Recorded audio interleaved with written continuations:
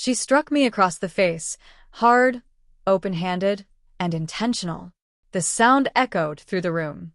Instantly, everything went quiet. It was her birthday dinner. Her guests, her relatives, her world, all of them froze. And there I stood, cheek burning, exposed under the soft glow of the chandelier. I didn't react. Not a word left my mouth. I simply stood up, adjusted my jacket, and walked out. No luggage. No argument. No farewell. Just gone. 5 years earlier, I believed I understood her. Elaine. Intelligent, self-assured, and effortlessly captivating. The kind of woman who drew attention without trying.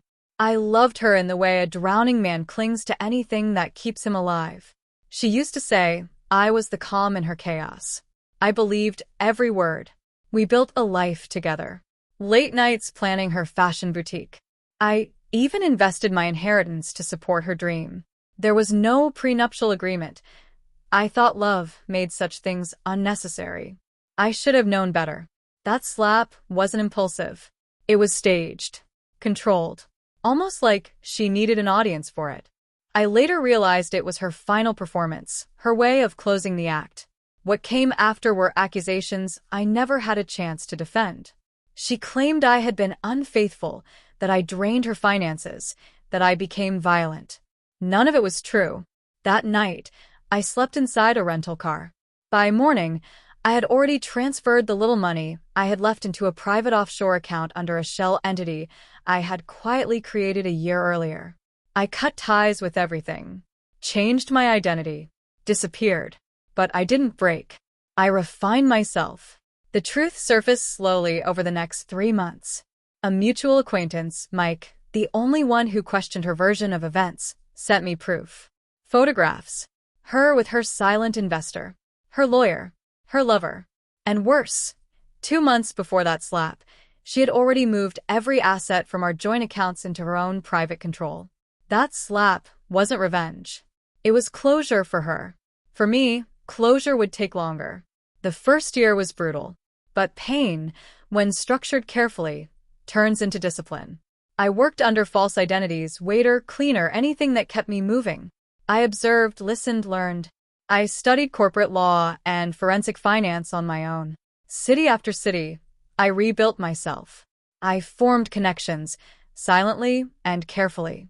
By the second year, I acquired a small cybersecurity firm through a hidden identity. I expanded it, sold it, reinvested, and began acquiring failing companies and restructuring their debt. By year 4, I was the unseen force behind a network of real estate investments spanning the country. In year 5, an invitation arrived. Private Wealth Society. Elite Members Retreat. Fairfield Estate. My hometown. I almost laughed. I already knew she would be there. That world was her addiction, luxury, influence, polished smiles hiding sharp intentions. I accepted. The moment I landed, my phone buzzed with a headline. Ella Beaumont, once a rising fashion entrepreneur and social figure, declared bankrupt and under fraud investigation. Her boutiques shut down. Assets frozen. Offshore financial ties exposed. My driver glanced at me. Tough week for Mrs. Beaumont, huh? I looked out the window and smiled slightly. Couldn't have happened to someone more fitting. When I arrived, she didn't recognize me at first. Not with the new name. Not with the beard. Not in the tailored Italian suit. But she recognized my eyes. Her face drained of color. We were seated across from each other at the long banquet table inside the estate. Almost poetic. The same kind of setting where everything had once fallen apart. Only this time, I wasn't the one losing. Luca Brandt, the host, raised his glass. A visionary investor, a tech strategist, the man who quietly acquired half of Taze Group in a single move. Taze Group, the hidden parent company that had taken over her boutique empire 2 years earlier. She had no idea the ground beneath her had already been removed. Later that night, she approached me. Her confidence was gone. Only fear remained. You, she whispered. This is you. I met her gaze calmly. You destroyed me first. Her voice shook. No, I just ended things. I leaned in slightly. You didn't end anything.